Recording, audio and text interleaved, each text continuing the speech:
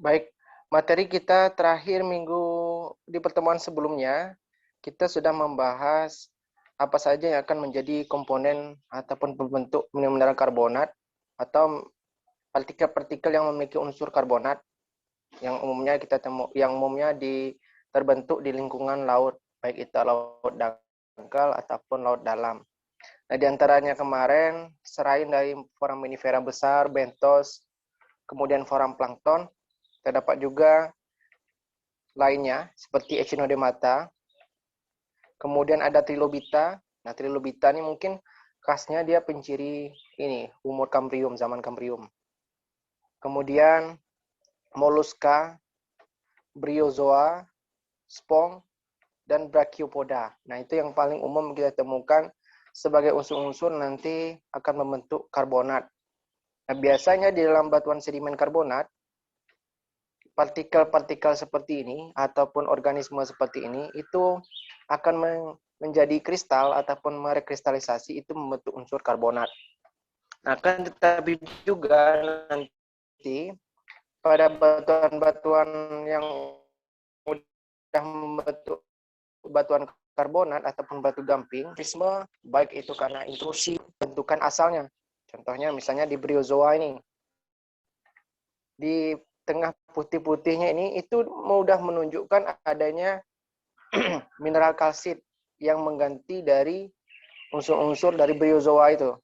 Kemudian kalau misalnya sebagian ininya itu udah termetakan, namun sebagiannya masih melihat tekstur asalnya, maka itu dikatakan sebagai meta batu gamping palimpsest. Nah, kemudian alga. Alga itu setidaknya itu ada alga hijau, kemudian alga biru, dan alga merah. Nah, alga ini itu termasuk paling banyak yang mengandung materi organik yang berpotensi adanya hidrokarbon itu pada alga. Nah, alga ini biasanya itu terbentuk pada lingkungan laut dangkal, umum ditemukan pada laut dangkal, baik itu alga hijau, biru, dan alga merah. Bentukannya itu adalah melembar seperti ini, melembar dan bergelombang seperti stratiform koloform pada tekstur mineral atau kristal. Kemudian stratigrafi karbonat. Nah, ini saya mengambil contohnya itu di Cekungan Jawa Timur Utara oleh Pringgo Prawiro dan Sukindo. Nah, terlepas dari itu, kenapa di Sumatera tidak saya menjadikan suatu contoh ikon dari stratigrafi karbonat ini? Karena di Sumatera sendiri yang umumnya batuan karbonat itu banyak ditemukan di Cekungan Sumatera Utara. Kalau Cekungan Sumatera Selatan, yang karbonat itu banyak di formasi batu raja. Kemudian kalau di talang akar dia hanya sebagai sisipan. Nah, khususnya di cekungan Jawa Timur Utara, Jawa Barat Utara ini karena lebih dari sebagiannya itu berada pada offshore. Nah, berada pada offshore inilah saya mengambil contohnya itu gitu. Kalau misalnya pada cekungan Sumatera Utara, saya rasa seperti yang kita jelaskan pada contoh cekungan Sumatera Utara di stratigrafi Indonesia kemarin, itu kita udah melihat formasi-formasi, salah satu itu kelompok dari formasi baung yang merupakan bagian dari terumbu karbonat build up sebagai perangkap hidrokarbon ataupun reservoir di cekungan Sumatera Utara. Nah, kalau kita lihat di Jawa Timur Utara ini merupakan salah satu cekungan sedimen dengan potensi dan sudah berproduksi adanya minyak dan gas bumi di Jawa. Di antaranya itu ada juga cekungan Jawa Barat Utara. Nah, di cekungan Jawa Timur Utara ini, kita perhatikan dari basementnya pratersier. Dari basementnya tentu berbeda dengan Pulau Sumatera. Kalau Pulau Sumatera basementnya dari Mesozoikum hingga ke Paleozoikum, jadi sangat tua basementnya. Sedangkan di Jawa itu basementnya itu hanya batuan-batuan yang berumur Mesozoikum.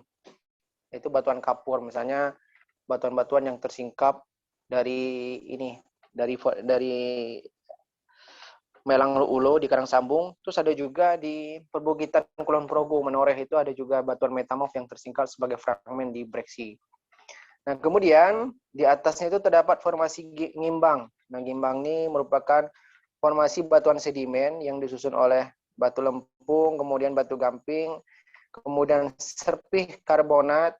Nah, ini nanti mungkin ada namanya napal. Nah, itu merupakan formasi batuan sedimen yang paling pertama terbentuk di Jawa. Nah, dia umurnya adalah Paleosen, Eosen. Nah, karakter seperti ini itu sebagai petunjuk bahwa pada umur Paleosen di Jawa Timur Utara ini itu mengalami genangan air laut. Nah, perlu diketahui bahwa Paleosen itu Jawa Timur, mikrokontinen Jawa Timur dan mikrokontinen Jawa Barat atau mikrokontinen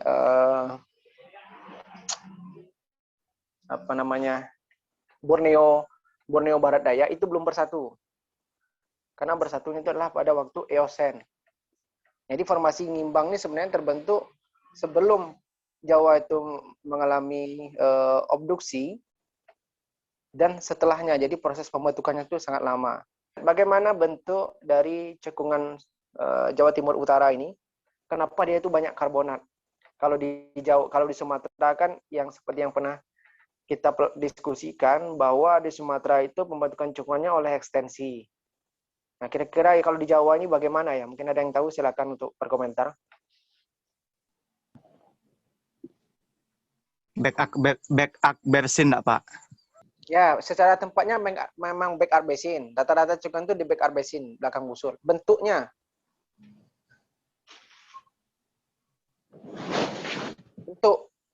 kalau di Sumatera itu kan bentuknya kan graben.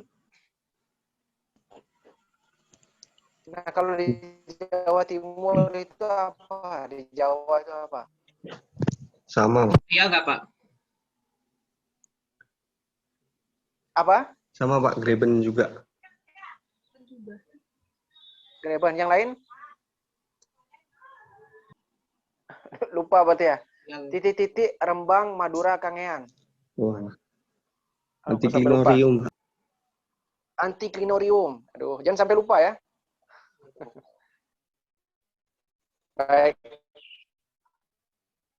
Ya, sama-sama. Baik. Terima kasih atas diskusinya. Nanti akan kita lanjutkan kembali. Lebih dan kurangnya saya mohon maaf. Assalamualaikum warahmatullahi wabarakatuh. Waalaikumsalam warahmatullahi wabarakatuh. Terima kasih, Pak.